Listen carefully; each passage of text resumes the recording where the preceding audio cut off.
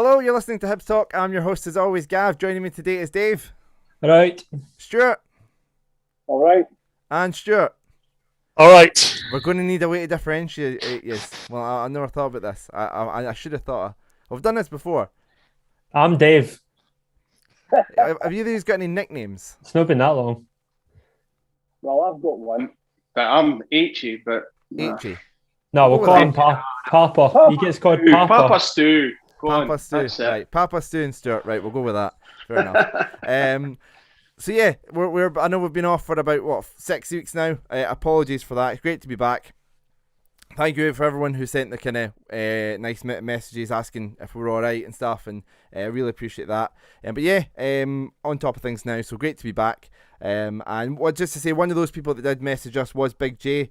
He took the time to get in touch. He also messaged again today saying great to see us back, and also asking for a get well message to a big hibby, Craig Hamilton, who is in hospital now. So he's a regular listener, a big hibby. So a big well wishes from all of us and from Big J. So hope you'll get feeling better soon, Craig.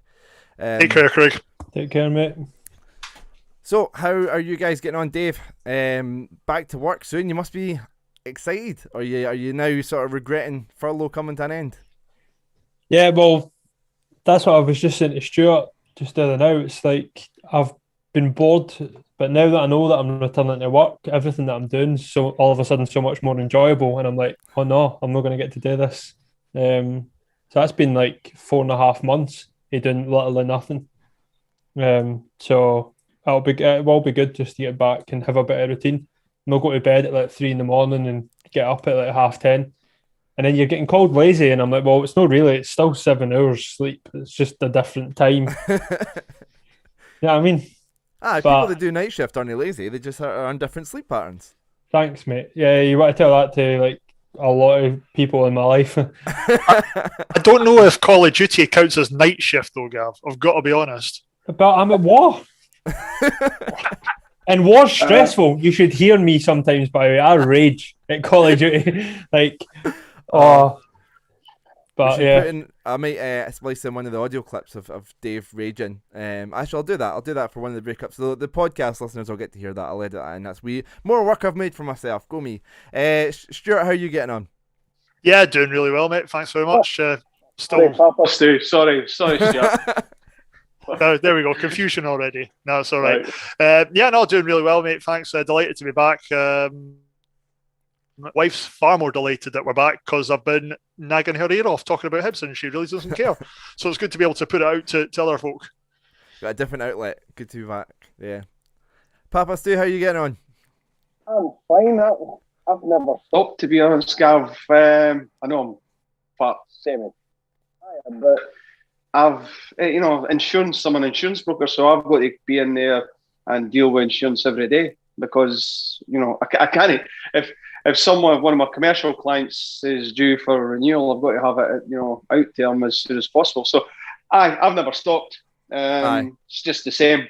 I've had to do my been quite busy in the last year with everything that's going on. You'd be one of the folks with the business interruption cases and everything. I've had to go in for my 2 days a week.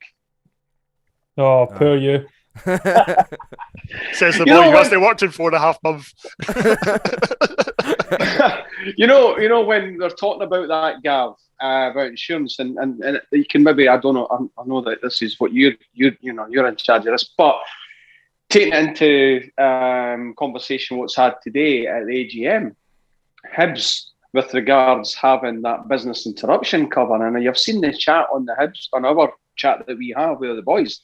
I'm very, very, very surprised that a team like Hibs have got that cover for business interruption because it costs a fortune.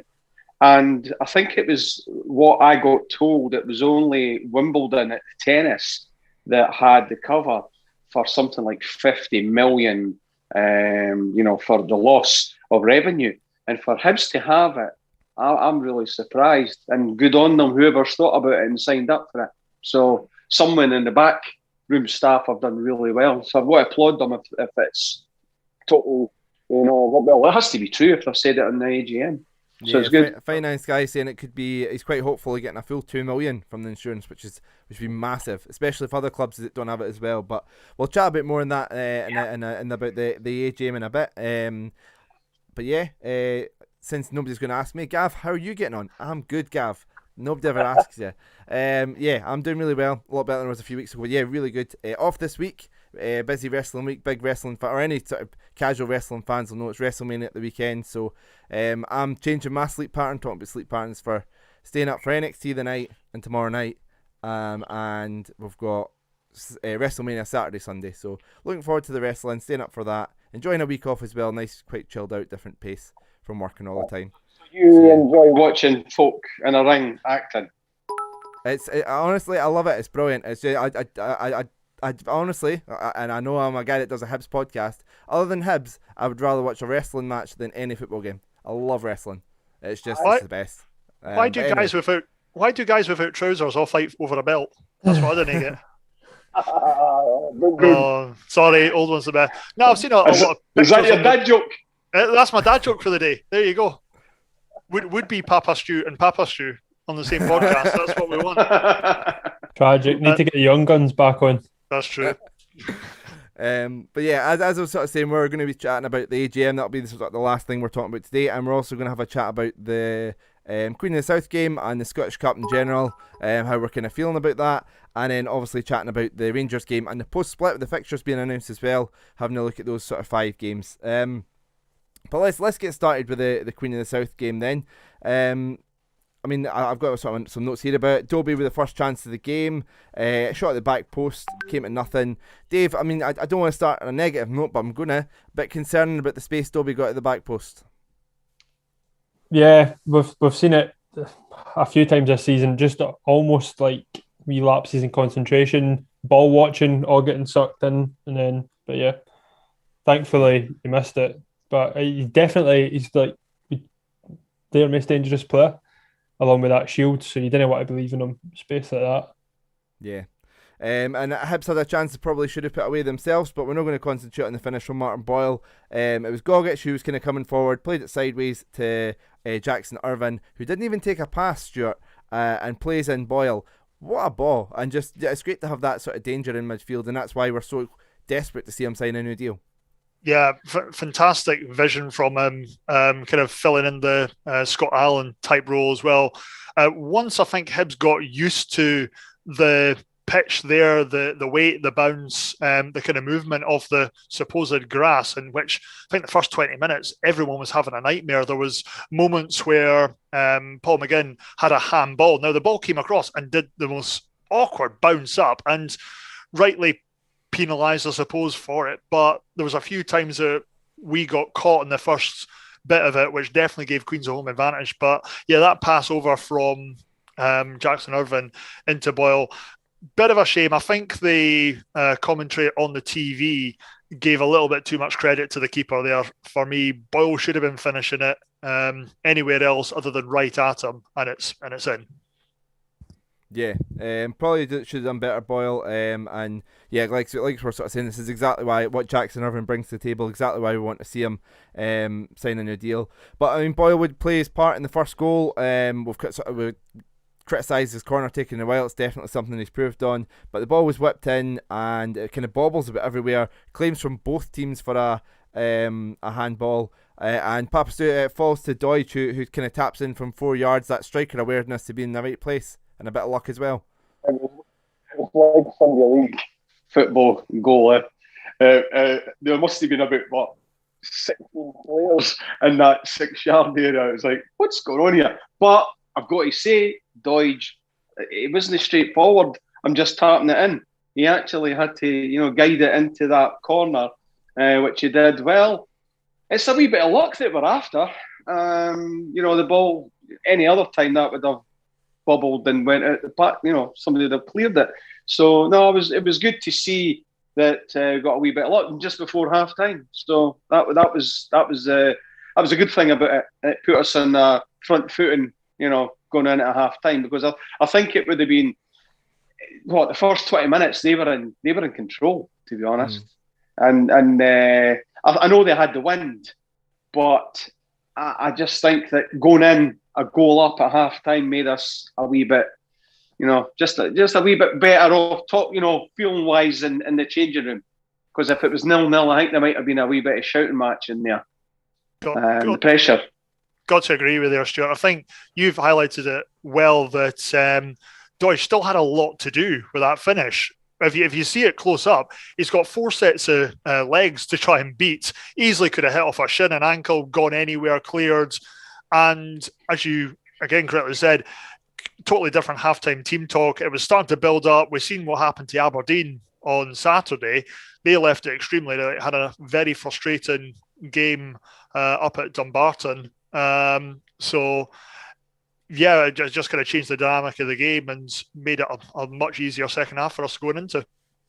Yeah, one of the sort of questions I've got is about the second half performance, and I think, I think that goal at half time allowed us to kind of play that way in the second half. It definitely came out with a bit of swagger. Like I say, onto the sort of play-by-play, we had Doig put a ball into the box, a really good ball into the box, got forward well, whipped across, unfortunately no one there to tap it in. And then Shields had a shot tipped wide by Macy. Dave, it was a bit concerning. Sorry, I keep on coming to you, the negative questions about the defence, but a bit concerning how easily a simple ball over the top ended up with Shields in 1-on-1. Great save from Macy though, nonetheless. Yeah, there was, and obviously we've seen it later on in the game as well that they did get forward, but I think the fact that Macy had pretty much stood and done nothing all match and then saved that, it was a decent save, tipped it in the post and that as well, so it wasn't like it was coming back out to anybody. I think I was already pretty confident that he could be a number one, so that just helps back that up, if anything. What I'm concerned about, Dave, is our defence, how easy it is to put a ball through and they get caught. We've not got pace at the back, and with that ball put right through, we were caught. It was like, what's going on here? If that was a Rangers or say Celtic as well at the moment, but if it was a top side, that boy would have been away. But I'm concerned that the defence, we're sitting a wee bit too square, and I'm a wee bit worried about that against a good side. Yeah, I definitely concerned. I think that's a great point. If the Rangers are that, who obviously we're playing at the weekend, that's 1-0 or 1-1 in the case of where the game was at this point. So we need to be a bit more sort of careful there. But like I say, a great save from Macy, which is encouraging to see. Speaking of balls in behind though, our second goal came from another 1-on-1. It was Stephen Dobie went for a wee dive in the box. Joe Newell laughed at him and picked up the ball, drove forward, and Stuart, we're talking about the ball for Jackson Irvine. Another great ball, this time for Joe Newell, and Doidge all the time in the world. Yeah, fantastic ball through. Just again, the absolute perfect weight of it. Doidge barely takes a touch to steady himself. And once again, James McFadden in the commentary kind of said, yeah, it's quite easy for a striker to panic about this when you've got a bit of time, you've got a lot of space. Cool as a cucumber, just nice and easy, lifts it over the keeper, giving him his double, just nice cool finish, and what a great confidence boost. Okay, it's only against Queen of the South, but that's where we want our strikers to be scoring goals. Papa Stu, I mean, 2 goals today, a goal in his last game. This is the sort of thing that Doidge is seems to be very much a confidence player. I think we can get excited about the Doidge now being informed for the right time of the season. Do you not think it's a carbon copy of the season when he had that shitty goal against St Johnstone? It came off his kneecap or down his shin or whatever, and then he went on and scored. How many goals was it? It was in the high teens. 18 last season. So he ended up getting a hat trick that game. Yeah, as well. Mental. So it's like the exact same again. He got a shitty goal. Was it last? I'll lose the weeks, honestly. The first goal he scored anyway. That one, and it was a rubbishy goal. However, now he's kicking on. So hopefully, because now Nisbet's not scoring the goals, so we need somebody else to, So it's actually good that Doidge is coming good and helping out the forwards now. And Dave, I mean, this is why we were so happy to see Joe Newell sign his new contract. I mean, my dad texted me after the game saying, that's the Joe we wanted to see us sign a new contract. He just sort of completely, obviously we're talking about this instant here, but in terms of his overall play, he sort of bossed the midfield that second half, didn't he? He did boss it, and he was dead calm and composed. Yeah. He plays that kind of the same pace as Dylan McGeoch for me. Like just nothing looks panicked, and the amount of space he can create for himself. And we've seen quite a lot of shots getting snapped at, but we're obviously told to shoot on sight second half, because the where the wind was. And you've seen them gone high and wide, and then I think McFadden commented in at one point the ball came in the middle and to Newell, and he just tried to pass it into the bottom corner, and it just went wide. And he went, look how composed he is. He was like cool as a cucumber. That's where he wanted to try and put it. Like, it was a good effort, and then that just kind of sums him up. Fantastic player, Dave. And as you say, McGeoch was the last one, but I think he's actually better than McGeoch. Oh, that's my opinion. No, I think he's a lot better than. McGeoch. No, I'm not arguing with you, but that's something to say. That, yeah. No, I thought McGeoch was good, but I think Newell's better. I think McGeoch would have been another level of player. Like, I think he would have still been at Sunderland stuff if it wasn't for injuries. I think he would have really kicked on. If it, I think he made Newell. I think Newell is just more relaxed on the ball, and he gets it. And there's sometimes that you do not think that he's going to lose it, or some a defender's going to nick and take it away, but he just seems to glide past them. Yeah, and and this is the worry, and no, it's a good worry, but a wee worry that you have Scotty Allen and him in the same team, because they're the same type of player. And just with that pass that you were saying, I'm glad you said that.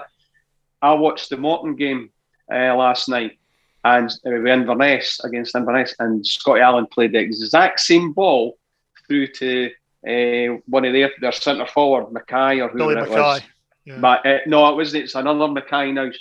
I don't know. I don't know who it is. I thought that as well when he first had the shot. But anyway, and he missed. But what a ball he played through, Scotty Allen. So it was the exact same as that great ball that he put through. So, they're so similar, a player. But Newell's fantastic. I know it's only a loan, but I don't know if I'm ready to talk about Scott Allen not being a Hibs player right now. I think we need to move on to a different topic. Before we move on, can I just say though how I absolutely commends the play. He was a really good shout for man of the match, Joe Newell. But when he took that shot in the second half, great composure, but sometimes I just want to scream at him, bloody put your laces through it. He's too calm sometimes. I just want him to, if he'd absolutely belted that, I reckon it'd have gone in. Yeah. Well, he had a wee side foot goal, must have been last month sometime. It kind of meant it was against the ball, got cut back. First half, and the first half in that game there, the guy had a good block. Again, wee side foot shot. He places everything. Yeah. He looks it. So, but I know what you mean. You just want him just to absolutely rattle it. But I want to see a Newell toe poke, basically. He's a good player. I didn't like his accent. He's got a shitty accent. Well, I don't have an accent here.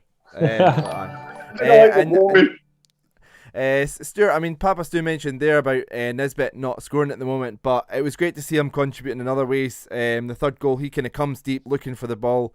You know, it seemed like to be an instruction from the sideline because we're trying to do it so often. Get the ball in behind. Great ball for you from Nisbet in behind. Boyle, uses his pace to run onto it. He had a chance sort of in a similar position in the first half. He wasn't missing a second one. But yeah, great to see Nisbet, whilst not scoring goals, contributing in other ways. Yeah, his contribution has always been great. It is good to see him coming deeper.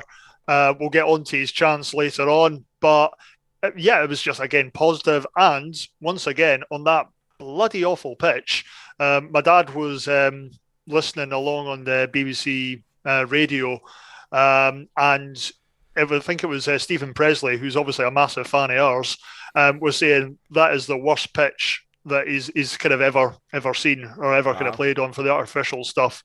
So kind of backhanded compliment to us playing so well on it and getting some of the balls that we were doing. It would have been very easy with the wind behind us to just kind of keep launching it forward, humping it forward every time, and just kind of hoping to catch the keeper off or catch the defence napping. But no, we were genuinely buzzing in that second half. We weren't giving them a chance at all. Their legs maybe started to tire up a wee bit. But no, just again, great workman-like approach from Nisbet, and just once again a perfectly weighted ball through to Martin Boyle to finish calmly. Yeah, I mean, Papa Stu, we've kind of been maybe a bit critical at Hibs. Not critical, but like saying, right, okay, it's good that we're winning, but the performances sometimes haven't been there. Really sort of exciting performance the second half in particular, wasn't it? Yeah, it was. And I think it was the weather, to be honest. It was howling a gale, snowing, and then it was sunny, and it was snowing again, and playing on that park, and it's a shitty changing room. It's difficult to go away and play in these wee.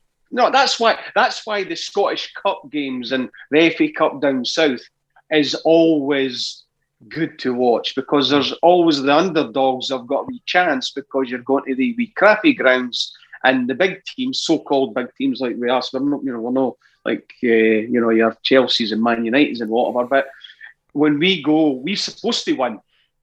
However, when we go to there, the players have got to get their head up, and they go into a changing room. It's probably the size of a wee tea room, and they hot water. That's what it's all about. The Scottish Cup game's all about. And if you could, they always say, if you're on the bus, the manager will probably turn in, all cliche is say, right, let's get down there, get a win, get back in the bus and up the road. End of. That's all it is. Yeah. And now we've got to go to Stranraer now. Yeah. Dave, I know you were very impressed with the second half performance. The second half I enjoyed vastly. I thought it was the best football or best passages of play I've seen us play since probably everybody goes on about the Livingston win, or back, or when we bet Inverness 5-2 in the cup. Like, that's what it felt like. It just felt like attack. It was relentless, and it was brilliant to watch, and that's what I want to see more often. The first half couldn't happen because of the weather. Second half with the weather, like the wind and that was on our side. So, but we knocked the ball out, clever wee passes. Nothing. We weren't just predictable. Like, many times we were predictable as a team, sideaway passes. Yeah. But it was good to see. Scott Johnson. Scott Johnson absolutely agrees with you on Facebook. It's worst pitch ever for sure, but the best performance in ages. Absolutely. Jamie Yeoman, if I'm mispronounced that, I apologise, mate. Scotty Allen is now done at Hibs. Gav. Oh, sorry, mate. I'm not ready. We can. Nah. But I'm sure we'll need content over the summer. We can dedicate a whole podcast to Scott Allen, whether he's going back, whether he'll be sold or loaned out again, or whether he's going to be Hibs key man next season. I'm sure we could dedicate a whole podcast. Try and avoid a memorandum. I was thinking, I will remember you. They're not getting my season ticket money if Scott Allen's not there, so they need to be clever about it. They need to ask for it first. They need to release them late. But yeah, and like I say, in terms of this game here, I mean, Stuart Maxwell got in a bit too easy. The way, I mean, kind of slid through everybody quite easily, and then kind of slotted in. Yeah, once again, we've been a bit critical this year. Paul Hanlon is a wee bit soft there. He kind of gets nutmegged. I think it's a bit of a mishit from Maxwell. Not taking anything away from Lally, but the finish, I think, looked better than what it actually was. But for once, kind of watching Hibs and conceding a late goal, I didn't get the heebie-jeebies from it, to use a fantastic Scottish technical term. It was all just still kind of, disappointing to lose one, but we're still in this. We didn't change. We didn't panic. So we could just kind of carry on, and I thought there was going to be more goals at the right end. Yeah, I'm the exact same, and I felt that as well when I was watching it. I was like, oh, well, who cares? We're going to go and score again. That's how we were playing. We were playing. And that's what I mean. I'd rather we played like that and we haven't got the chance of conceding a goal. And then but we're going up the park and attacking. And then Murray. Dave, we how many times have we spoke about this? No. That's not been like that for months. And we've been panicking. We've been 1-up. And we're like, we're actually trying to save this 1-0 lead. and we've been panicking, and but we knew that. Well, again, it's just kind of south, but it's a team that score a goal, as you say. I think I actually expected us to go right at the park and go 4-1. There you go. Yeah, it had that feeling about it. That feeling about it. That's right. And then Murray 21 on Twitch is saying, we're talking about, like, obviously offending against Queen of the South if that was Rangers. He's just saying that we wouldn't have a high nine. Definitely a fair point. Very fair point. Yeah. No, I think it seems Jack Ross and his team are very much sort of set up depending on the opponent, and kind of analyse the opponent beforehand. They seem to be very thorough with that. So yeah, that's a good point. I can imagine with like Morelos and Kent and things like that, they wouldn't leave that much space in behind. So yeah. So I mean, so Stuart, you mentioned that they are Stranraer in the next round. Are you, and then like say Motherwell or Morton potentially in the quarters. Are you first off with Stranraer? Are you quite confident in that? I think it was me, Papa Stu. Right. Yeah. Sorry. Yeah. Okay. You've got to be. You've got to say if we didn't get by Stranraer, we may as well get up, shut the door. And I hope that doesn't, do anything to us. But no, yes, it'll definitely be Motherwell. Because I was watching the Morton game last night. Nobody knows my son-in-law plays for them, but I hope he's not listening. But I don't see them getting by Motherwell because they were rank rotten yesterday, and they'll have to get a lot better to get by Motherwell. So if hopefully we go by Stranraer just like we did against Queen of the South, we'll be playing against Motherwell. And they're coming into a wee bit of a game now. They're scoring goals, so just hopefully we could, we beat them. Then we're into a semi, aren't we?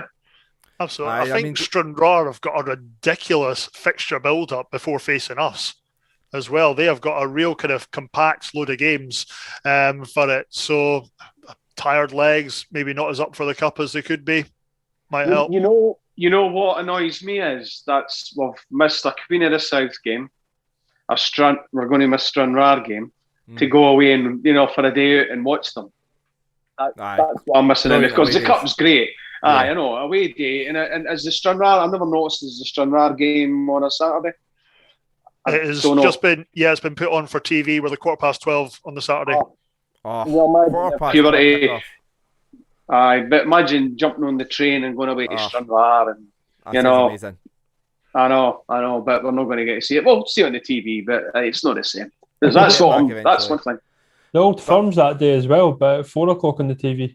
That's correct, yeah. It'd have been much better if it was the other way about. Yeah. Aye. Sit and have a drink. Dave, I mean, Stranraer in the last 16 would fancy our chances. Motherwell and Morton again would fancy our chances. There's us already in the semis. Celtic and Rangers are going out. Hearts are already out. We're going to win the Scottish Cup, aren't we? No. Nope. It's not going to happen. There's no point getting your hopes up, mate. Because why not? It's the worst thing. Because it's the worst thing you can do. The world's a mess just now, and I'm going to get excited about winning the Scottish Cup. Let me get excited. Nah, and I'm telling you something, the amount of times Ron Gordon mentioned that we'd already finished third this season. We're not finishing third either. I was like, listen to him saying it. I was like, mate, you need to shut up. Like, this could all go very Ross McCrory on us here. Just shushed. But, we've got a great opportunity to go quite far. And then hopefully if we do get to the semis, we do better than we have in the previous two semi-finals, put that experience to the side and we feel quite confident now as a team. Yeah. A big end to the season, which is exciting. That's what you want. You didn't want to be coming to the end of the season and just like, can't be arsed, like them across the other side of the town. Hearts, they just want their season finished. We've got an exciting 5 weeks. Question, guys.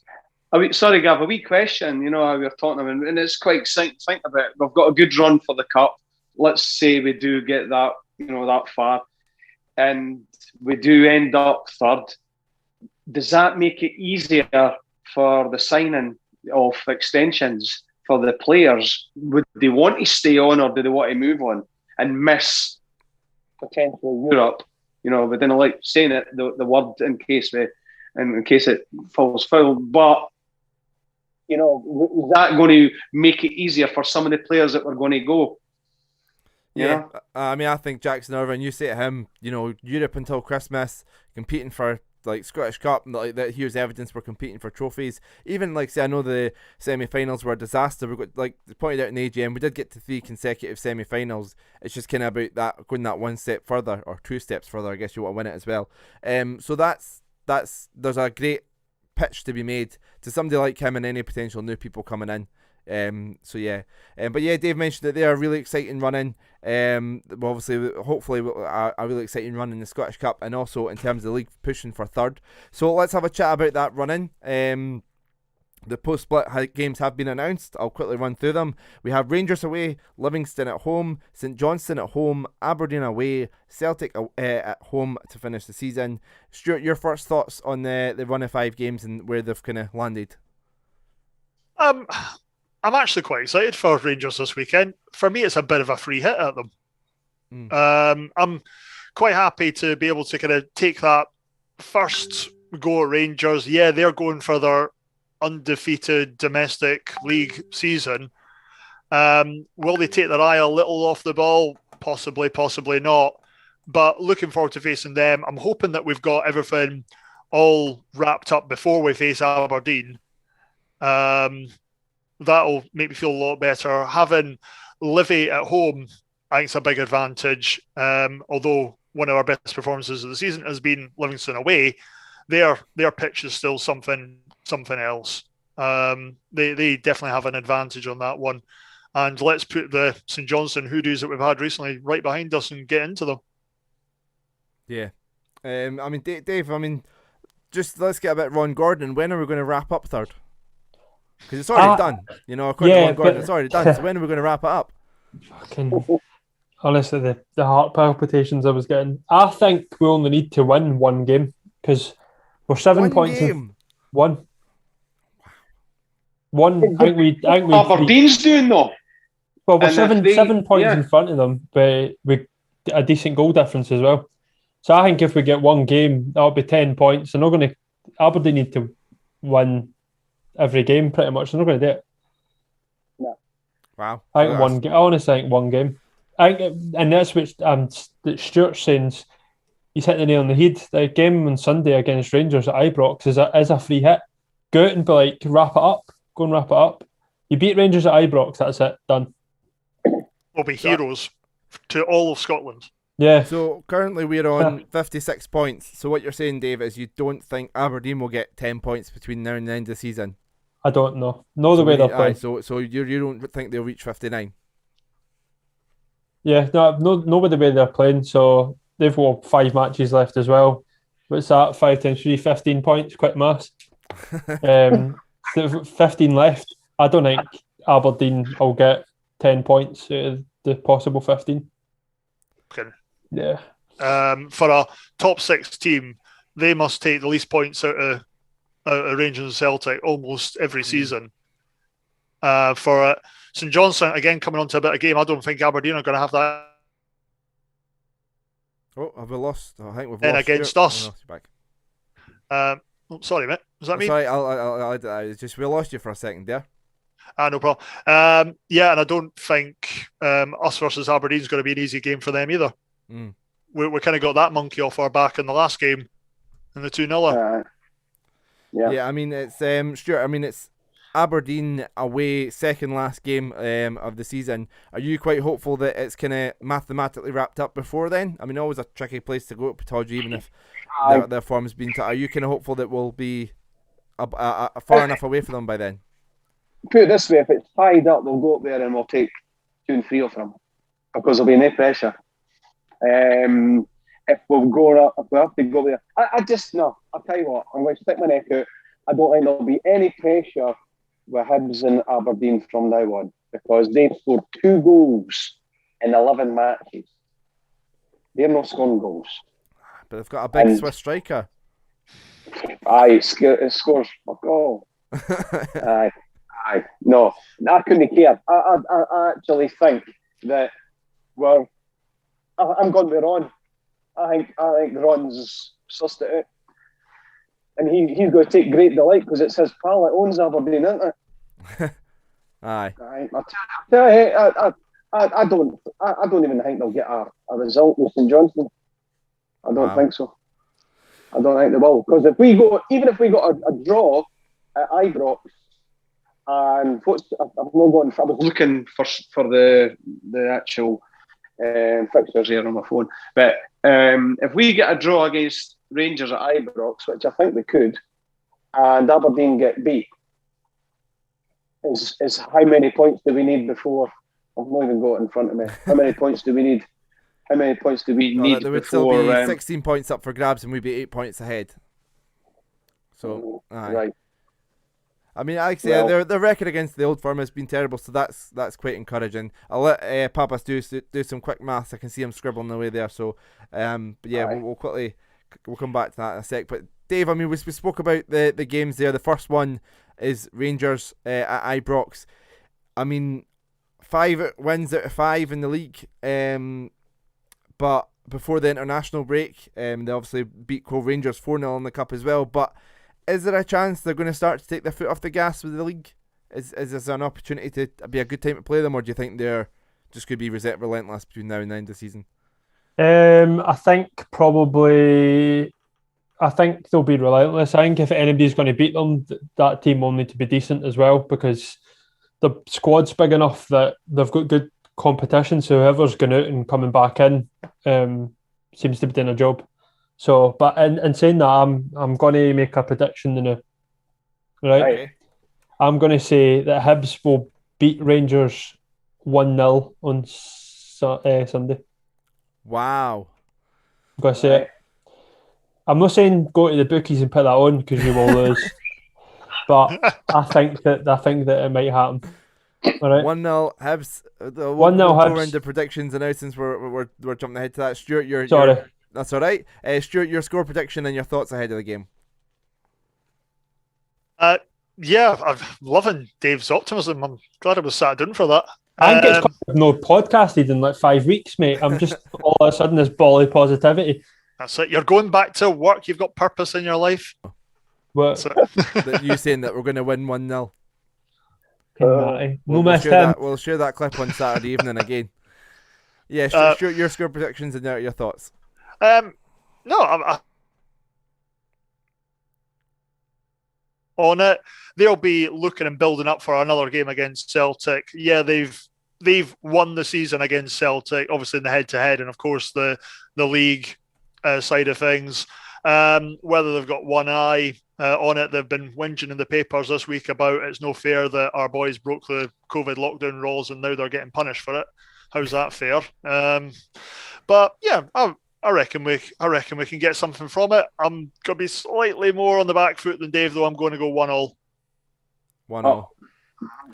Papa Stu, have you finished your maths in terms of when we're going to finish third, and also your thoughts ahead of Rangers? Well, I was going to say that 1-1 as well. I was going to go 1 each. We'll get let's see, we'll get a draw at Ibrox, right? 1 each, 2 each. Because I can see Rangers scoring, and we'll have to score. So if it's a draw, I think Aberdeen will get beat for St Johnstone. So that'll be a swing of points. So that'll be us then 10. We'll be 10 points ahead. Is that right? No, it's 8 points ahead. Sorry, and then we will win the next again week. I think it could be over next again week. Before we face Livy? Yeah, I think it could be over. It could be over and done with. Good man. 2 weeks. This two games. Who have we got the second game? I've not even got in front of me. That's how. It's St Johnstone, I'm sure. Yeah, St Johnstone at home. Yeah. A bit of a broken team for us in the past. Let's not get carried away. Nah, we're wanting to beat them again because what they've done to us at Hampden. Tell you now, beat St Johnstone, draw against Rangers, and it'll be over and done with in 2 weeks. Wow. Well, let's see. I better get the beach squads now. We'll be me and Dave will be like this with the beach squads on the pod. On Twitch, that CY Bilf saying I don't know if that's how you say his name, but that's how I'm saying it. 1 win and 1 draw will be enough. And then R5 Art is saying 4-2 on Sunday with Nisbet to get a hat trick. Oh, I'd Can take you it. imagine? I think our win against Queen of the South away in the Cups maybe gone a bit to our heads, but I'm delighted.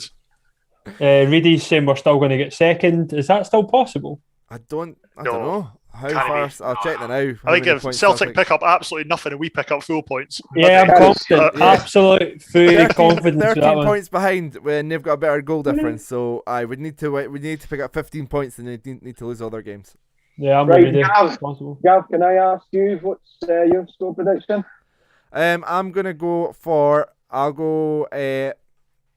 3-2 Hibs. Oh. Class. It's been a while since we had a 3-2 against Rangers. We went through a period of doing it every week. So I'll go 3-2.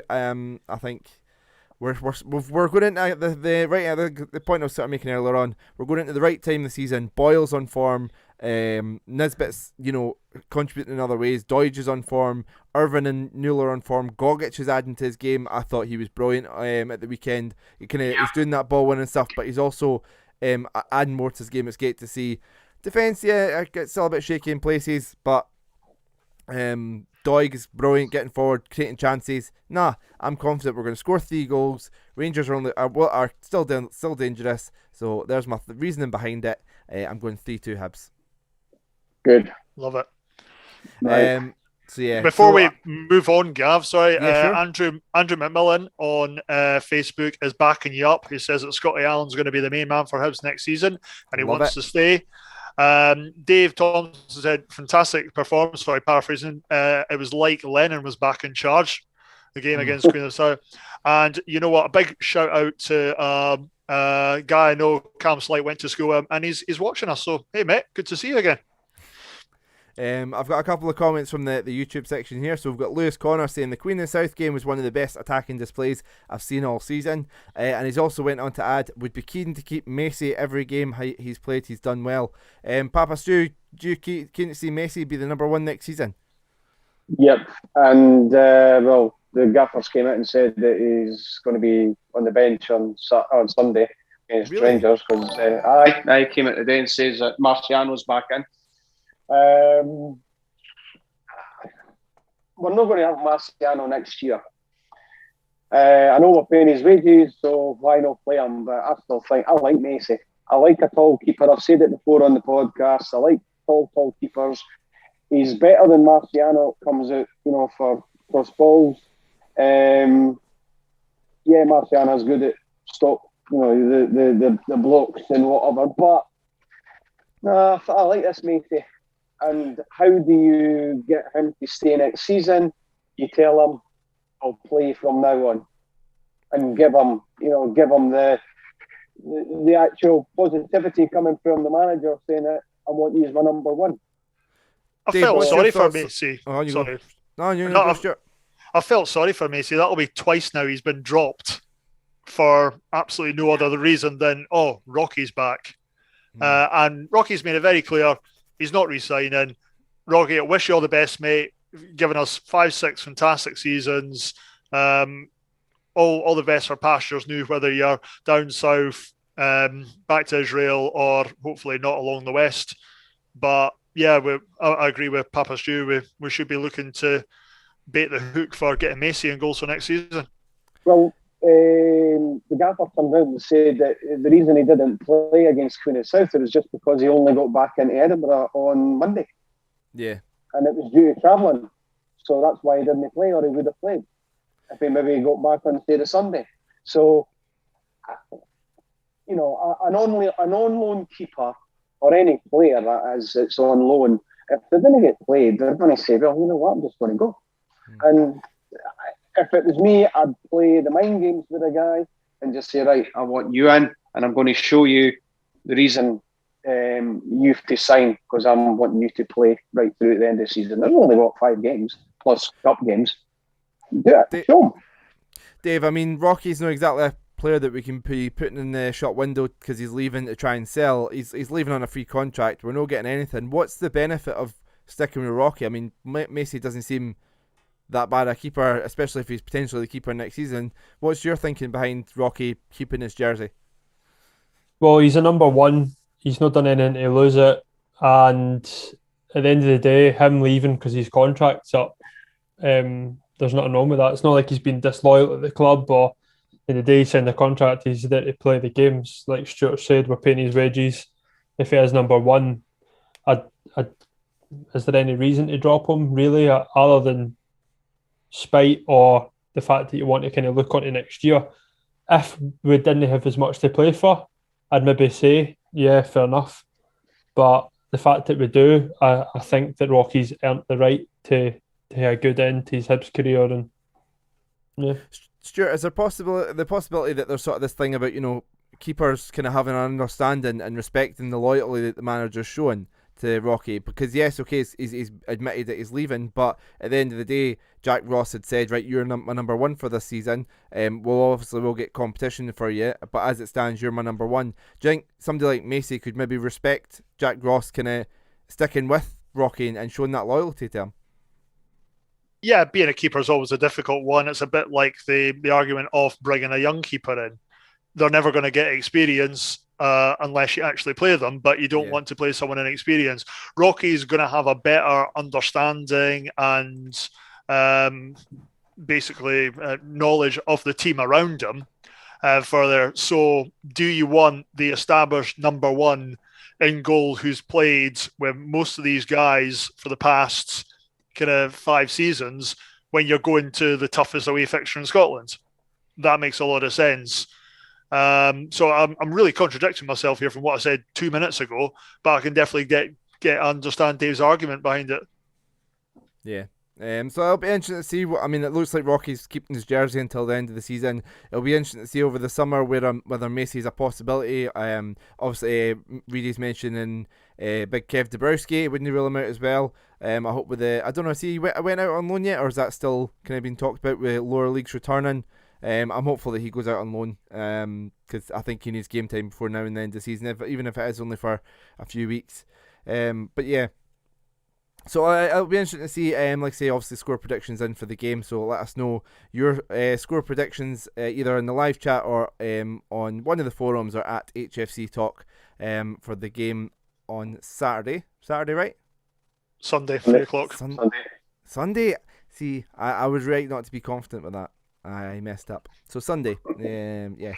But anyway, let's have a chat then about the AGM. Obviously, sort of a few talking points coming out of this. Let's have a look. I'll get the thing changed over. Lovely photo of Ron Gordon here. Dave, you were obviously like we've done a sort of WhatsApp call to each other to kind of react to it, and we were on the Zoom call for the AGM. What was kind of your thoughts from what came out of it? I was quite impressed. I like Ron Gordon in the way he talks. I can't help but get carried away with everything he's saying, and I feel like I definitely jump on the hype train, which isn't a bad thing. But yeah, I think quite a lot of it is from last year, but it's quite good that it's no like it's all been like completely snowballed. It's just been a case of, yeah, we're a wee bit behind, there's a wee bit delayed, but it's still going to go ahead. So thought it was quite good. Yeah, I mean, Papa Stu, Tom English, for those that don't know, I was on Sports Sound, so you can check out their podcast, or one of the best podcasts out there that isn't HFC Talk, Hibs Talk.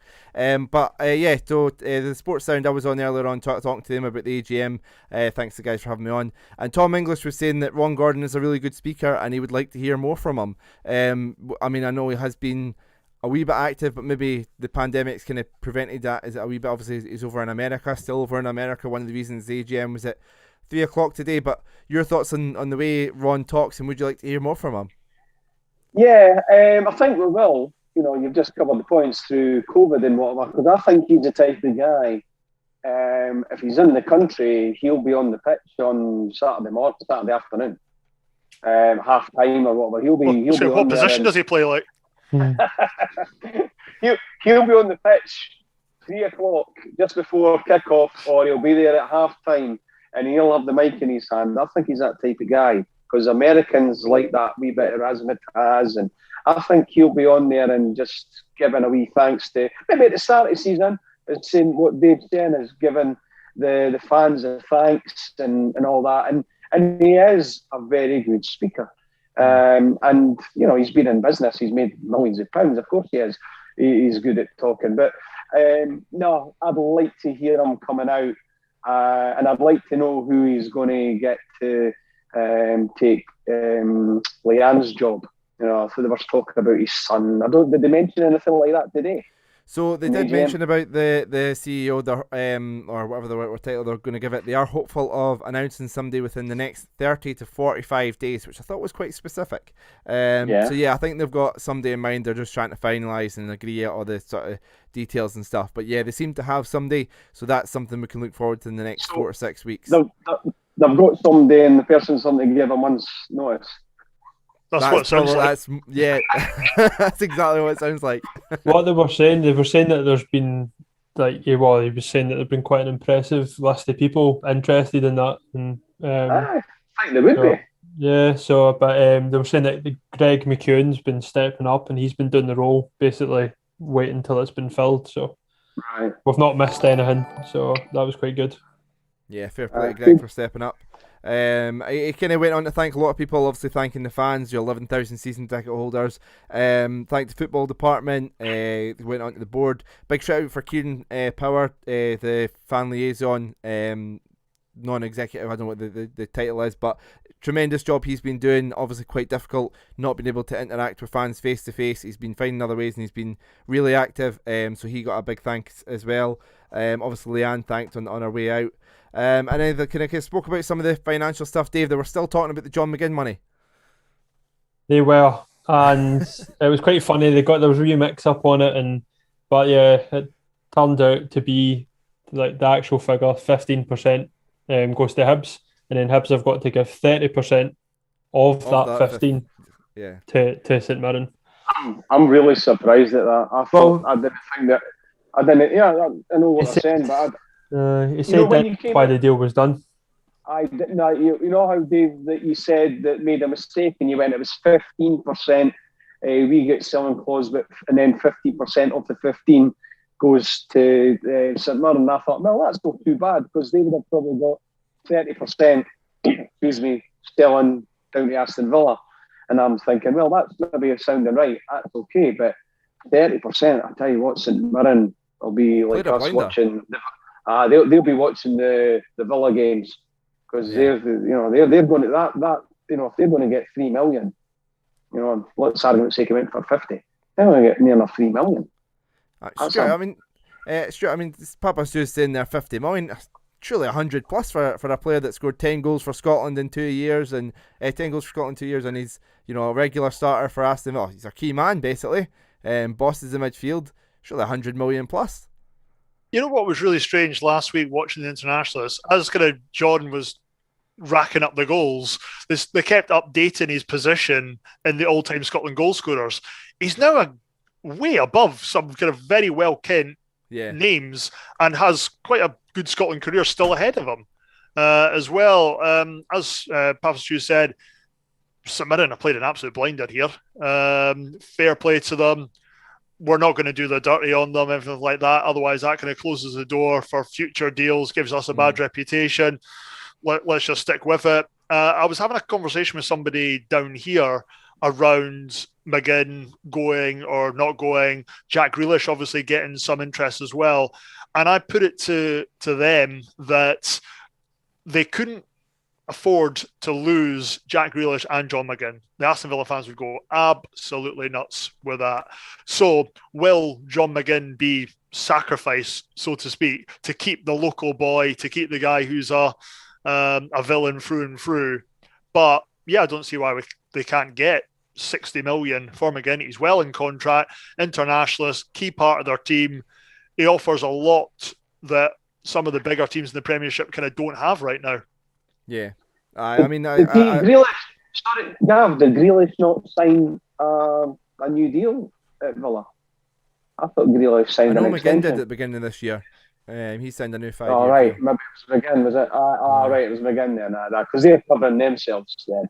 No, I was wondering if it was Grealish, because if it was Grealish, Does that mean that they'll be able to sell them again? I'm a very, very casual Manchester United supporter, and I think if I wanted one player for them to sign, it would be John McGinn. That's not doing my Hibs biased. That's what Man United would need and benefit from. He's that good. So 100 million. That's I'm sure he'll go for that. But yeah, I worked it out. I think doing the math, I think obviously easier with 100 million as well. If he was to go for, say, hypothetically that, Hibs would then get the 15 million, but then 4.5 of that 15 million would go to St Mirren, so we'd end up with 11.5 million. That's how they're kind of working out for the percentages and stuff. But yeah, getting back to the AGM, they obviously spoke about the finances, the government loan of 2 million, interest free, 20 years. Be stupid not to take it. As much as it was nice originally to say that we're debt free, we've now got that wee loan to keep up to kind of. Interest free though, I mean, stupid not to take it. They spoke about it being the greenest club in Scotland, that sort of initiative. One of the things I kind of think that they stood out with that is they're going to any sort of aid shareholders and stuff will receive the accounts digitally next year as they're making a step. There will be things to make requests for it being paper wise, but other than that, it's going to be digital, greenest club in Scotland and all that sort of stuff. And then obviously they spoke about the season on the pitch. They spoke about the new CEO, which we've kind of spoke about, running through my notes here. And then they spoke about the enhanced matchday experience. This is a bit I want to talk about. Spoke about, making a big deal at the first game back, which I'm completely for. And then they said they're rebranding and upgrading the kiosks. All good so far. The best pies in Scotland. No, sorry, the best pies in football was actually the term. But, I mean, Stuart, Killie are going to have words. Killie, Dunfermline, there's quite a few clubs that are going to be knocking down our door. It'll be the return of the casuals, but they'll all be dressed as butchers. I've got... Yeah, I think we've said for long enough that the food experience of the game does have to improve at Easter Road.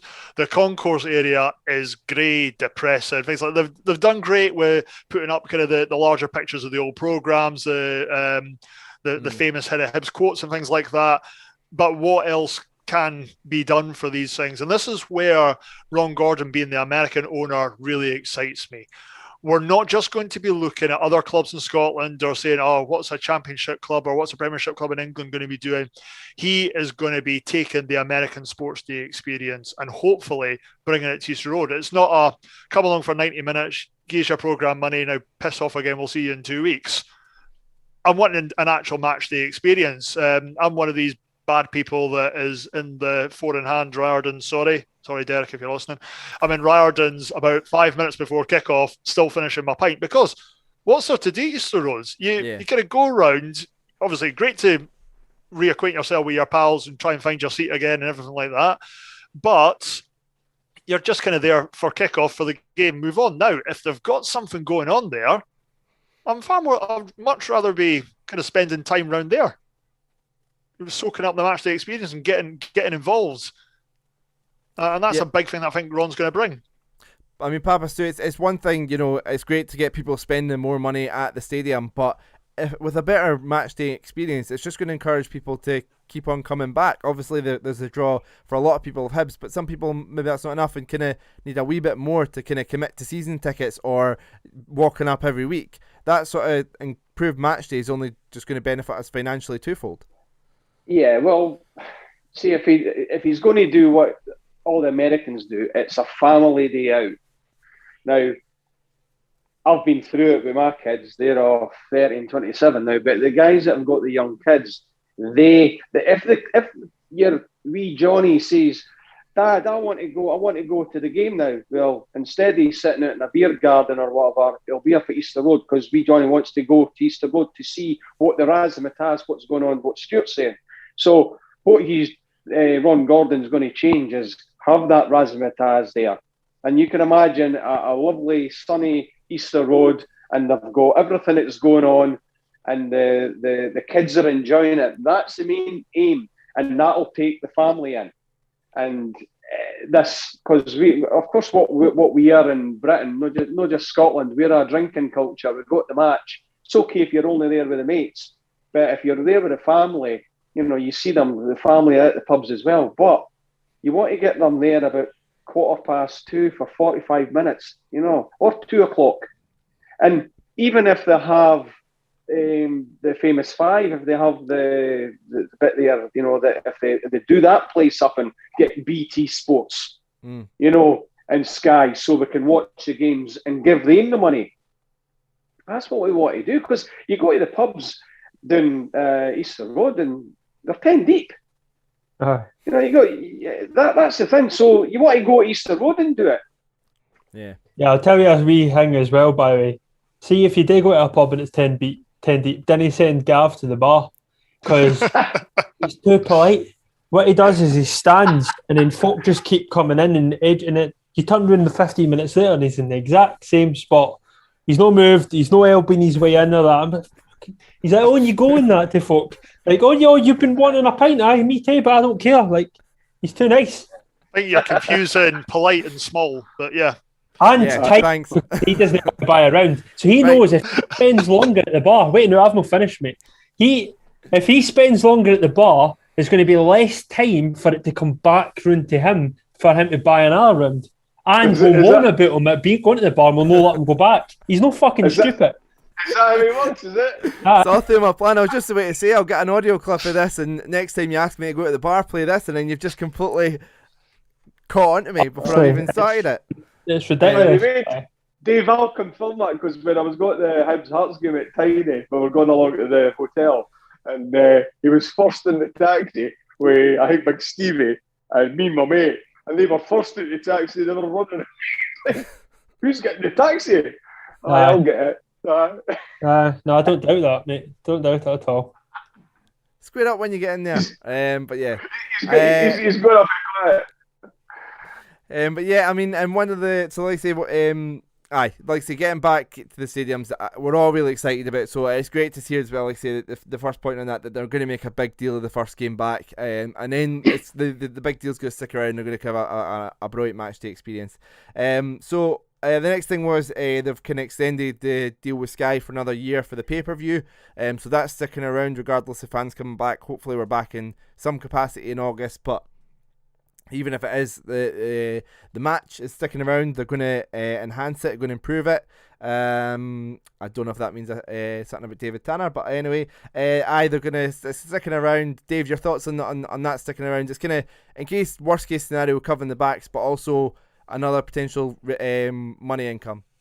Yeah, but I think it means if you can't go and you can get it on the telly, then fair play. Like, I think it's a good idea, especially for next season if you didn't know when they're going to get fans back in. And if they do improve it, I think it does need improved a wee bit. The audio sometimes are the best, and obviously David Tanner is questionable, even though I think he is scapegoated quite a lot of the time. If performances were better at Easter Road, I think we wouldn't be giving a shit about David Tanner.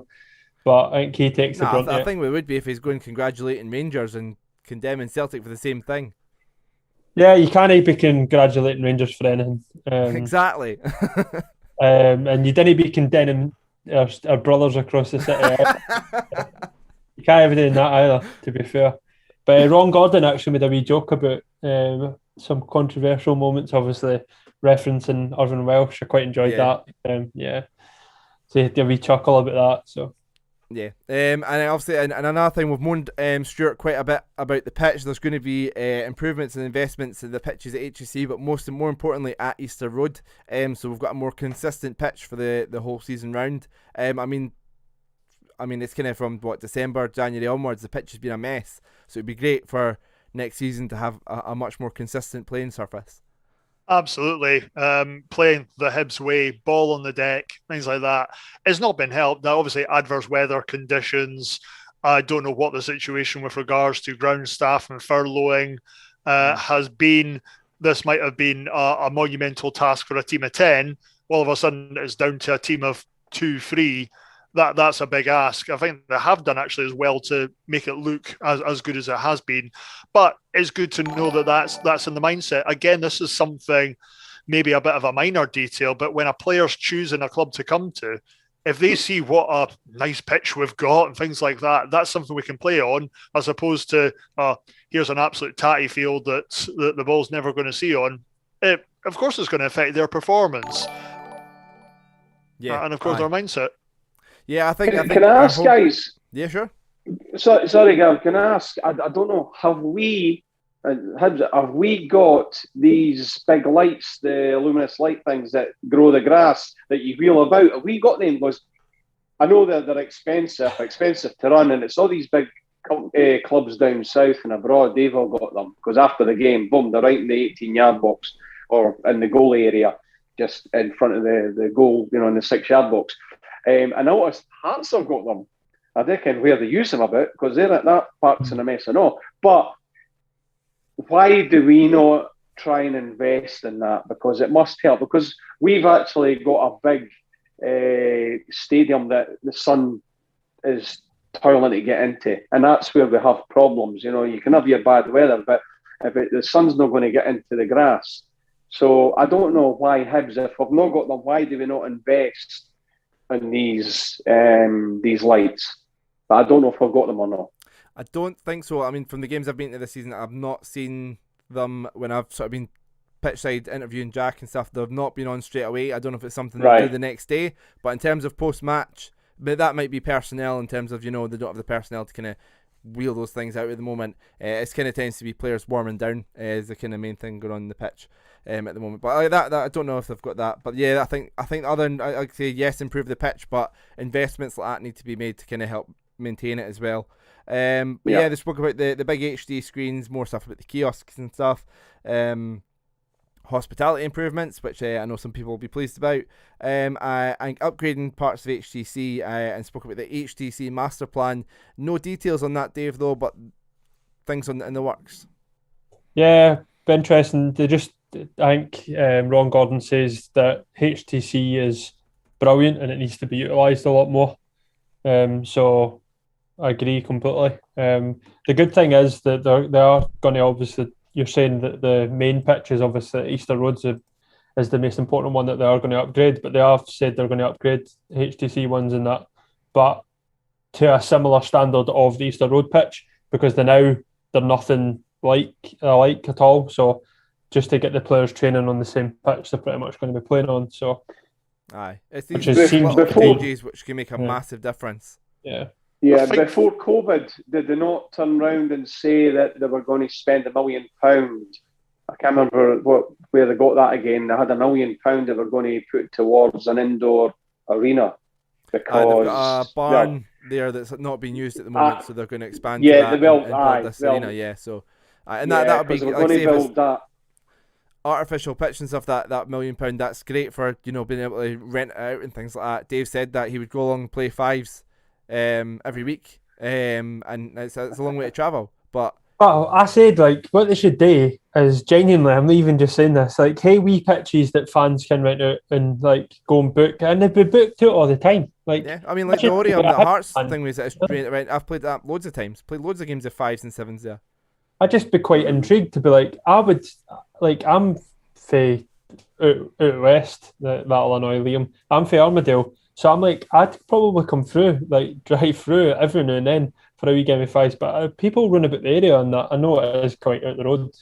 But well, you've got everybody from Musselburgh, Trinent, even Leith just firing down there. So the money going to Hibs as well. So it's you're renting out a pitch, right. You're getting to train, you're getting to play football at the Hibs training centre and maybe get to see folk kicking about. I just think it'd be quite a cool idea, but yeah, who knows?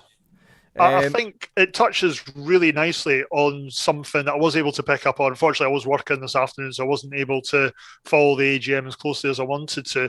The significant commercial growth.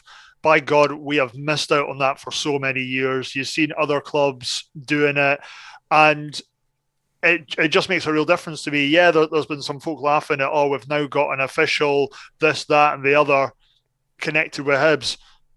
Honestly, couldn't care less. I'd be absolutely delighted about any money coming into the club. If Jack Ross wants to stand there with, here's the official IT company of Hibs, here's Christian Doyle saying, here's the official drink can company of Hibs. Honestly, couldn't care less. It's more money in the coffers for us. And that's been really encouraging for me to see. And that, again, getting that influence of a new team coming in has been fantastic. Yeah, great to see money coming in different ways. And another potential way, I know Dave was getting heart palpitations, but another potential way money's coming in is through Europe. He spoke about the potential of Europe and what it could sort of mean, both commercially and sort of financially, getting the club exposure, growing the brand, all that sort of stuff. But financially could be massive. The finance guy kind of spoke about how much we made in our 3 games from Europe. I think the net profit worked out about £400,000. Obviously, because I think it was like 1.2 million plus, and then it was like £600,000 on travel expenses and actually putting on the games. And he worked it out that if we were to, I believe this was him talking about the Europa League group stages, we'd be looking at a net profit of £4 million. And obviously the Conference League isn't going to be as lucrative as that, but you're still looking at a massive amount of money, Dave. I think it was I think it was gross 4 million, and then you take off what would lose for organising. No, it was net profit 4 million for the Europa League. Oh, was it? Aye. Oh well then, fair play. It's a lot of money. I think we said like 2.3 for even just getting in it. Yeah. And then you get wins and then ticket money and massive incentive. Like it's quite daunting though, the task that could be ahead of us, because Rangers to get into Europa League this year played Galatasaray. Do you know what I mean? It's going to be a big one-off game if it comes to that. But that 4 million is half a John McGinn. There you go. Yeah. Tell you. No, yeah. and guys, the European matches, it's money, but I tell you what, it's brilliant. You know, and I kind of am the old guy, and I always say that, but see, years ago, I thought we played in Europe every season. I thought that was the main thing for Hibs. You know, from the 90s to up to now, because we've been at a hand of times. But in the 70s, Jesus man, it was every season.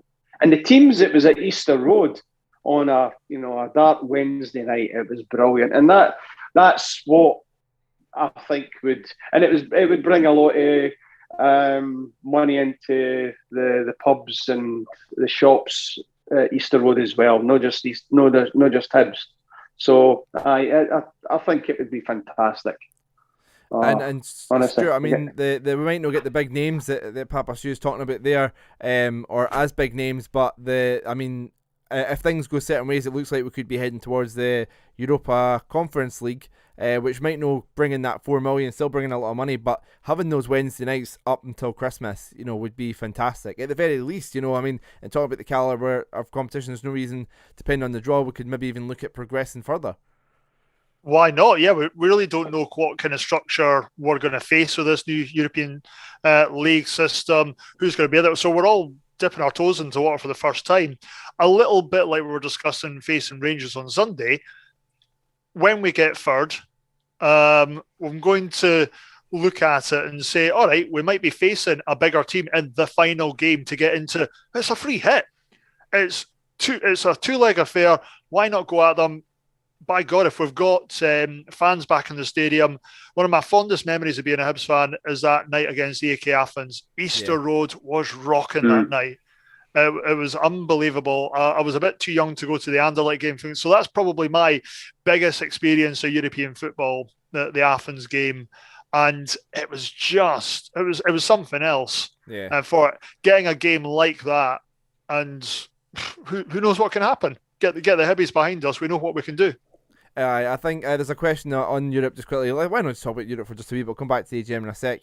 A question here from Reedy16, Matt, asking, question for the four of you all. Best Hibs game in Europe you've been to? Stuart's already answered his. Dave, what's your sort of best game in Europe? I've not been as fortunate. I didn't go to the Greek game. I was a bit younger, and obviously it would have been a school night. My papa obviously didn't decide to take me. I'll need to find out why. So I've not really been that lucky. Somebody said here the game against Tripolis, it was at home, was pretty decent. Where Flo got a hat trick. Yeah, no, was it? Milan scored a free kick and was won like 6-1 or something.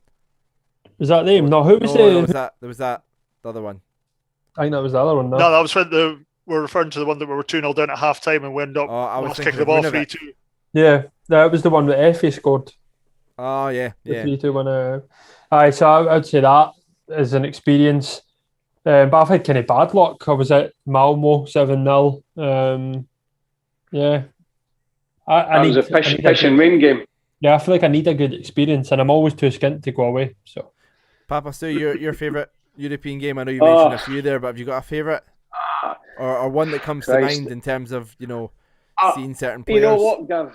You know what, Gav? I've seen that many games, and as I say, when I was young. No, I know, but when I was young, I thought that was the normal every end of the season, And I've seen, Sporting Lisbon were a massive side then. Juventus, Liverpool, Leeds. When Liverpool and Leeds in the 70s were the top teams in England, that was the teams that were winning the league championship. Well, Liverpool was, but I think the one that stands out. There's two. We got beat on penalties from Leeds, 5-4,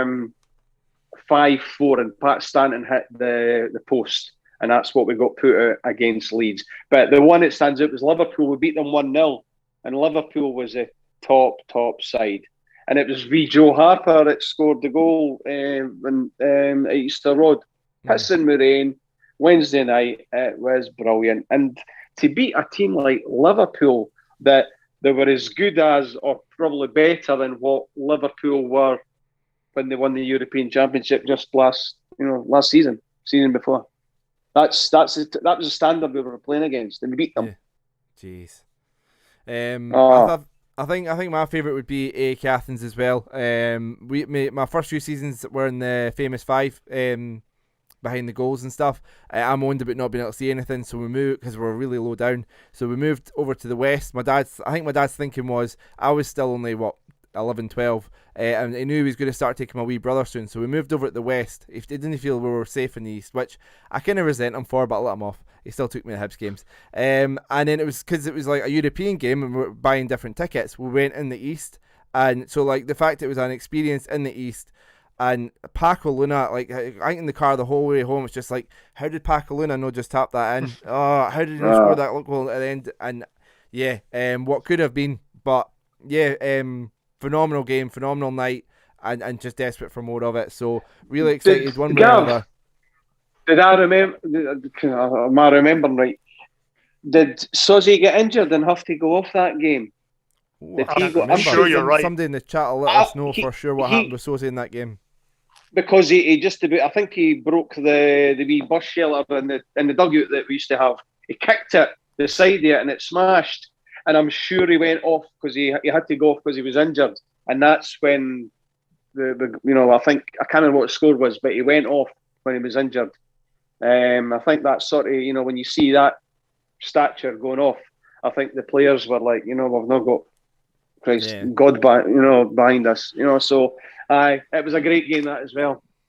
If I can make a slight confession to the Athens game, I actually skived my granny's birthday party to go to the Hibs game, and my dad was absolutely raging because I was allowed to go and he wasn't.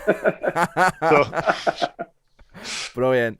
It was just so like I say we went off completely off topic reminiscing about, but yeah, obviously Europe would be brilliant financially. Got a question there from Fazio Cry every day saying about how much money is the conference. Don't know exactly. I think all that's still being decided, but yeah, financially, and obviously we're talking about the AGM, but just the memories as well that comes from being in Europe. It's great to be back, and just the thought of potentially games until Christmas is just sensational. So one way or another, really exciting. So let's. He went on to chat about the women's team next. So he got asked. I think this was where the Q&As came in. Actually, Dave, I'll tell you what. We'll jump back a second. Just about to jump into the Q&A bits. Is there any bits that I've missed, or you'd like to kind of bring into more detail? No, you're doing fantastic, mate. You've pretty much covered everything. Yes, go me. I'm good at my job. So the women's team got asked a question about that, about potentially moving towards professional. He said it has to be moving in that direction, and they're looking at different structures about how to support the team financially to get them to professional. They've already got a few professional, but in terms of getting the whole team, so it's something they're looking at and that they're hopefully doing within the next 12 to 18 months, obviously pandemic dependent. So that's a really encouraging sign. Got asked about the 16-year-old laddies leaving. I think there's two. One went to Wolves, I believe. Another one, I can't remember where the other one went. But goalkeeper Gav. Yeah. So Graham Matthew kind of spoke about this and said the reason for this, so with Brexit, it's actually helping Hibs and helping the Scottish game because they can't sign anybody from the EU under 18. So that's why Scotland has become a much more popular market for English teams to explore for 16-year-olds. So yeah, this could potentially be a really sort of good way to make some money. Although in saying that, they then went on and spoke about Matthew. Then went and spoke about Doig, about his progression, how he's benefited from actually playing in the team rather than being sold at a younger age, and how that's what they do want to do with it. All the players, if an opportunity does come up that they have to take advantage of, they will. But they're not promoting the idea of selling at 16. They'd rather get the young players into the team and then have an avenue to go to, like, use the Stenhouse Muir link and other things like that to then go, look, we're helping you become a young adult footballer sooner, get into the team sooner, and progress your career from a younger age. So yeah, they're doing the right things in terms of that. So that's really encouraging. I tell you what, that's really exciting. Got asked about clubs working together during the pandemic in terms of like putting the things together for insurance claims, and the Scottish Government, the proposals they had to put together, they kind of work together with other teams to kind of make sure that we're all putting the right package together. So that's sharing information with other clubs. That's really good. And then spoke about the January bids. I'm sure we'll speak about this for a bit. For both players, it was kind of the valuation wasn't met, and the current financial the state of the club kind of determined that it wasn't right to accept the offers. I think Ron said that we're in a good position, not a peachy position, but a good position, and that it wasn't the right time to sell the players. I think he spoke in the press conference earlier on in the day saying that he wouldn't rule out one, if not two, leaving in the summer, more likely one, but yeah, and it spoke about the fact that the decision came from this. I thought this was really interesting. Came from Jack Ross, Graham Matthew, the board, and the players. So there was kind of a joint discussion. They felt it wasn't the right time to sell them. Obviously, stuff came out about maybe Kevin not agreeing as much, or Kevin's agent not agreeing as much with that. But it was good to hear that the players were involved in that conversation, like support us and stuff as well. But yeah, I mean, sure, not the right time in January, was it, to sell these players? It really wasn't. And right now it's proven to be the right decision. Look at the strong position we're into. Obviously, a bit of draw with the Scottish Cup, but we're solidly in third right now. We're not really looking over our shoulders with it, and Porteous and Nisbet maybe had their time out to reassess where they were, and they've come back in. Both of them have got the right attitude, so it couldn't have been that bit or a bad decision. Delighted to hear all the parties getting involved in discussing it, that it's not just down to a player or an agent troublemaking or anything like that, but these things are always going to be reviewed. We are a selling club. We are one of 99% of clubs out there that genuinely have to look at being able to raise funds in that kind of way. So John Goddard's right to say, yeah, it is possible that one or two will go in the summer if the right money comes in, and that's just sensible. We're not going to be a bargain bin type club. Yeah, I mean, Stuart, the two players that kind of would receive bids for, they've both got long term left on their deal. We're in a strong position to kind of wait for the right evaluation rather than just accepting it because there's a pandemic. Yeah, it's what Stuart says. Why should we? Why should we just take the first bid? We've got to have. Well, we know what happened or what was said. We don't know if it was true or not. With Birmingham, they were going to pay us over 3 years or so. That's just no on. If somebody's wanting to spend money on us on a player and they want them, give us the money up front. Because they were in a bad way, or they still are in a bad way, Birmingham. So who's to say that we've maybe never even seen the money?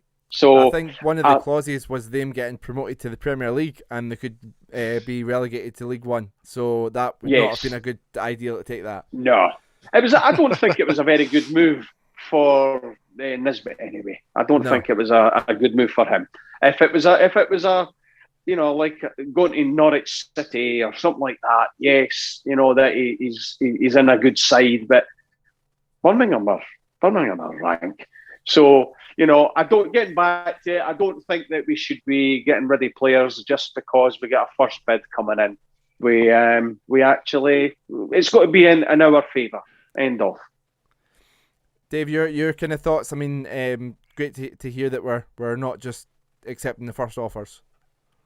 Yeah, it is, and they're going to, if we do finish third and get in Europe and he's getting international caps and that, players are just going to add value to them, so it makes sense to keep them and punt them later when the time's more right for us as well. And I have to say, I think credit to Jack Ross. I think all the talk of potentially moving, your life changing, all that sort of stuff, it's going to take a toll on the players, and obviously there was the argument of relying on these players and stuff. Jack Ross made a good decision, I think. In hindsight, obviously it could have went other way, but he was strong enough to kind of drop those players. We won the games without those two players that were on the bench for a long period of time. Darren McGregor came in, was phenomenal. So I think that was good management from Ross to kind of drop them, to say, look, we can cope without yous, but at the same time, you got to think of the mental side of it. Those two laddies would have went through a lot that week and a half, well, that speculation, and might not have been the right mind to kind of play, but it's great to see them both back in the side now. And then the encouraging things, talking about finances as well, and I'll actually skip ahead to something Jack Ross said off the back of this. Funds will be available for Ross to improve the squad this summer, which is really encouraging. And Jack Ross got asked what areas he would like to improve. He said he wanted a left-sided attacking player, so like a left attacker who's left-footed. Another forward, because he's kind of said about how the fact we've only really got Nisbet and Doidge at the moment. And more goals from midfield. However, he did sort of say that it's been a settling-in season for McGuinness and how he's had injuries, but that's the type of player he is. So he's quite confident that McGuinness could kick on and be that player next season, so that's something we might already have there. But Stuart, I mean, your thoughts on what he's can analyse that we need? You know what? He's always been very honest and upfront with us in his post-match interviews about what he wants to see, and a lot of the time it's what us fans in our kind of less than knowledgeable football way will pick up on as well. Delighted to hear what he's been saying about McGuinness. I think he's had a few critics just because we've really not seen a lot of them. But again, he had a positive contribution when he came on against Queens. I thought he looked like he was buzzing about, good shot on target, which had been quite easy for a lad to come on and say, all right, I'm getting the last 5 minutes, I can stoat around a wee bit, we're up, I don't need to do too much. But he looked like he wanted to get involved, which could be, again, a reason why Scotty Allen's gone off to Inverness for a little bit. We've just seen a little bit more of a role for McGuinness coming into the last 5 games of the season, and then obviously the cup on from there. So that's encouraging to see. I've been one of the biggest whingers on this podcast about us being short up front. And looking at that bench on Monday night, I could see it again. If we hadn't gone on the approach that we had in that second half, there didn't seem to be a lot there for me to say, oh yeah, this is where the goals are going to come from. Yeah. As well. So again, it's something good that he's acknowledged that we know we have to do. We've obviously had to be a bit canny in this COVID year, but despite the negative spin that some of the media outlets have kind of put on us, I think the Daily Record used the word disastrous as soon as the AGM results were released, and all of us were on the group chat going, hey, that's not as bad as we thought it was going to be. Yeah. Which kind of sums it up for me, really. Yeah. And then like I say, the only sort of things I've got here is they spoke about the season tickets. They got asked about whether, obviously the uncertainty about whether fans could be back. Ron didn't rule out, there was a question about potentially holding seats for people if, so like say people weren't financially able to commit to a season ticket because of furlough and stuff, but and weren't able to get back. We weren't able to get back in the stadium, but they don't want to lose their seat. They've been in for like 20 years. He didn't rule out that. That's something they'll look into if they have to. Hopefully, we're all back by then, but we'll wait and see what happens with the vaccines and stuff and how they work. Season ticket campaign should be up and running next couple of weeks. We could have got to see a preview of that. I'm sure that'll kind of be going about, which is good to see, but the proper video will be getting released in the next couple of weeks. And they've been more conservative in terms of their figures for next season, and also in terms of season tickets. They don't want to base their finances relying on fans getting back into the ground, but if they do, then it's a bonus, and it just sort of means more money to play with, which is really encouraging as well. But yeah, and then another thing is Jack Ross kind of spoke about the mental health of players, and hence the importance for that. How it's he spoke about how football and team sports have kind of been behind compared to sort of solo sports, but they need to do more with that, and they're doing more with that. So that's really encouraging to see. He spoke about the sort of responsibilities he has and his staff team have, and really encouraging to hear them kind of talk quite a bit in depth about mental health as well. So that was really good. Dave, is there any other topics I've missed off you wanted to chat about more in detail or anything? You missed it, the most interesting thing that Jack Ross said. Okay. Which was that he said when he came to the club, and this was his viewpoint, when he spoke to the players, he said... Sorry, I've already spoke to Sky Sports Scene about that. Sports Sound about this. I've forgot, my head's all over the place. How many times I was on Sports Sound, by the way. Just I don't know if I said. All right, we get it. Right, you know who else spoke to Charlie Adam? BBC Gav. I know. Gav and Tom English, good pals, I believe. I know. That'll go down well with the Hibs fans, mate. Tom English is fuck. Anyway, yes. So what did Jack Ross say? I got interrupted you. Anyway, so he said that when he came and went into Hibs, his viewpoint to the players, and he discussed this with the players, is that he felt like as a club, the mentality was it was okay to win one, draw one, then lose one. So he wanted to change that mentality, and I was like, I like that to be winning a lot more games, and we've seen that this season. We're the second best in the country away from home. We need to get the home form sorted, but I think in terms of increase in points on last year, I think we're one of the highest in the league again as well. So yeah. I mean, I think like you think back to the St Johnstone game where we scored a last-minute penalty. That might have been a game where before the mindset that even just sort of creeps in a wee bit at the back of the head. You go, you know what? Point away to St Johnstone's all right. Let's see this out. The manager's shouting, but it's fine. We'll be on the back in the bus, and they'll go, point away to St Johnstone's all right. Whereas that mentality's changed. We're pushing for a goal late on, getting in the box, win the penalty, and end up winning the game. So Stuart, just great to see that mentality change, and it's great to hear Jack Ross speaking this way. Yeah, and we were actually in the bar that game. Remember? Yeah, we scored the last. Yeah.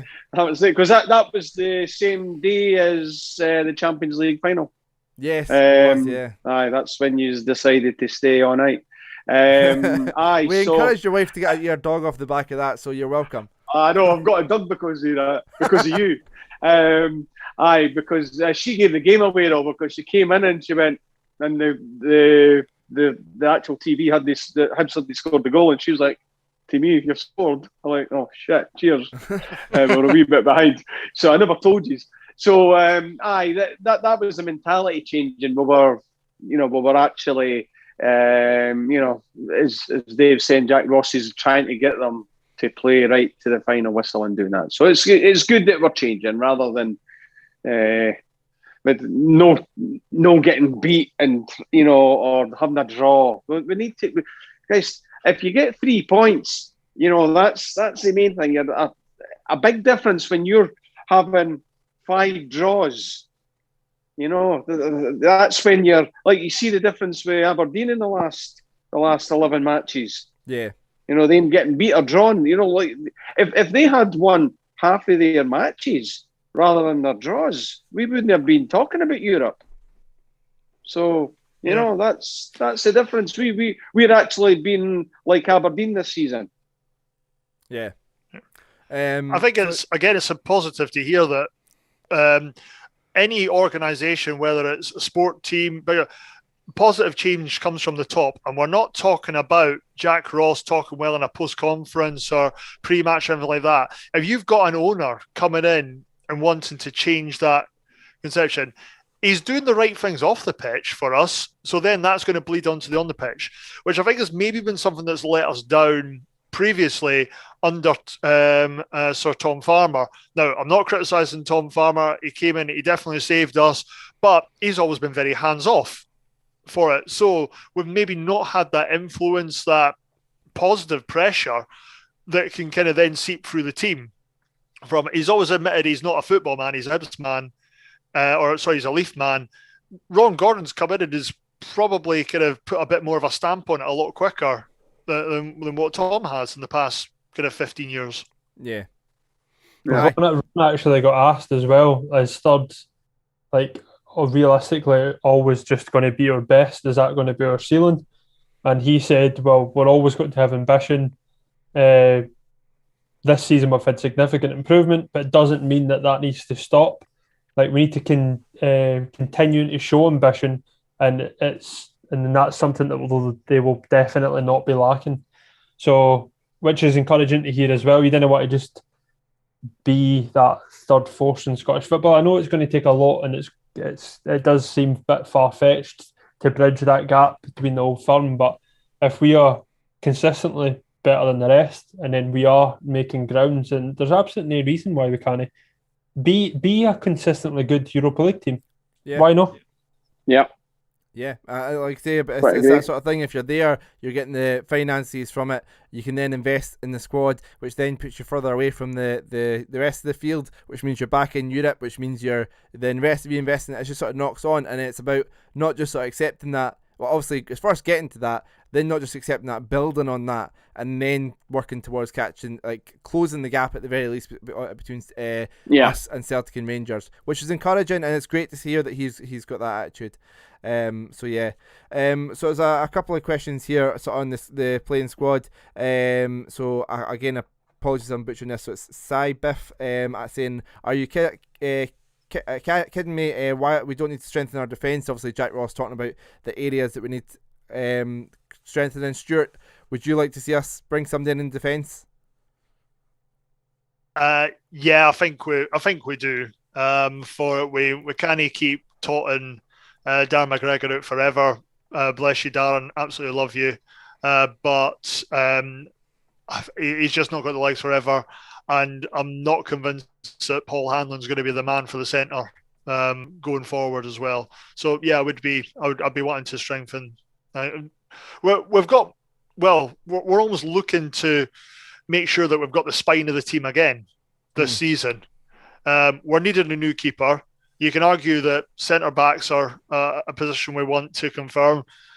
Our best midfielder, Jackson Irvine, is in contract talks, and we're not entirely certain whether our main striker is going to be here in the summer. So we're not quite a rebuilding job, but by the sounds of it, it doesn't sound encouraging. Yeah, it could go one of two ways. We could be like one or two small additions to improve the squad, or depending on who goes, like if Porteous and Nisbet goes and Doig goes, then we've kind of got, and Irvine doesn't sign, then we've got a massive rebuild to do. So it's kind of depending on what happens with them. Couple other comments here. Reedy saying rather be on long bangers than sports sound. I probably agree with that, to be fair. Long bangers, one of the best Hibs podcasts out there that isn't Hibs Talk. So somebody else calling Tom English a bell end. I'll not say anything because he's my friend. That's nice. I hope he's got a bar you can watch the Hibs games in. And also, I don't know if I said, I was on Sports Sound and Charlie Adam asked me a question. He said, if Nisbet was to be sold... Oh, Charlie! I'm a good mate, Charlie. He is a bell end. Anyway, one of the things he'd said was if Nisbet was to go, would you take Griffiths as his replacement? It's a question to you all. Papa Stu, starting with yourself. Fucking hell. Fucking of course. I'll do that tomorrow. I would do that now anyway, even if Nisbet doesn't want to go. Kevin, I'm sure Birmingham's cracking, by the way. Kenneth all said it was a shite hole and that they were shite and how playing in League One would be shite. No, it was brilliant, honestly. It's on you go, and then bring in Griffiths and it'd be the best thing ever. Stuart, you want Griffiths in the summer to replace Nisbet? Yeah, I'm a Hibs romantic. We have to be one of the worst teams in the world for wanting old players back, but Lee Griffiths is one that I don't think any fan could have too much of a problem with coming back in.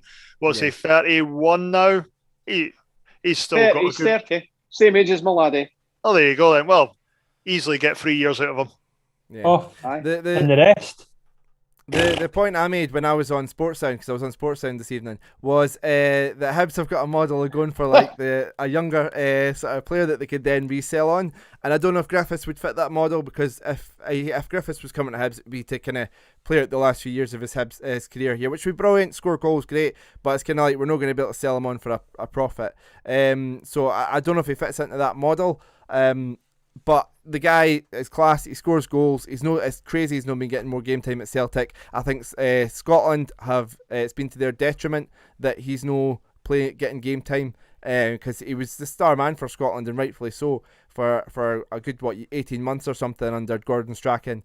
But you can hear my full comments, because as I said, I was on Sportsound. Is there somewhere that we can listen to this, Gav?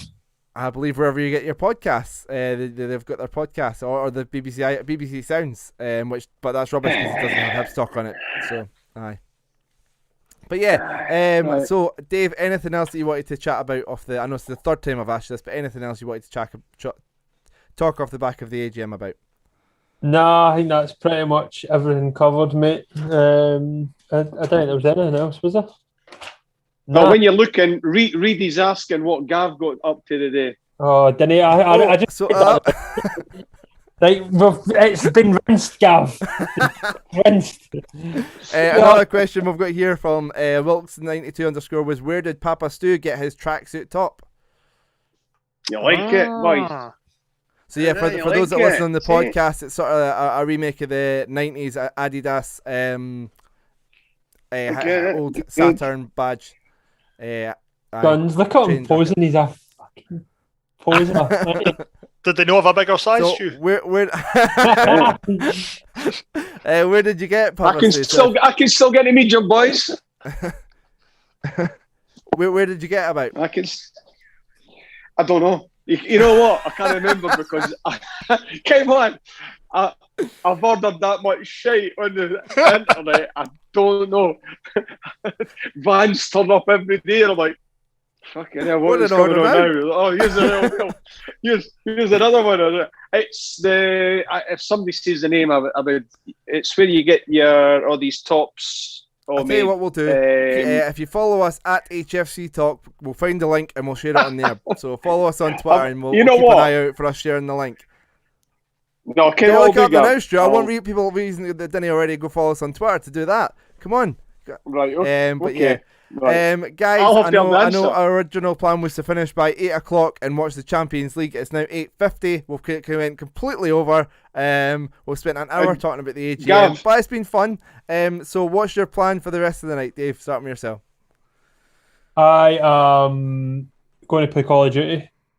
Nice. Oh, you're a bone-faced bastard. That's what I'm going to do. What do you want me to do? To lie and say I'm going to go watch the second half of the football?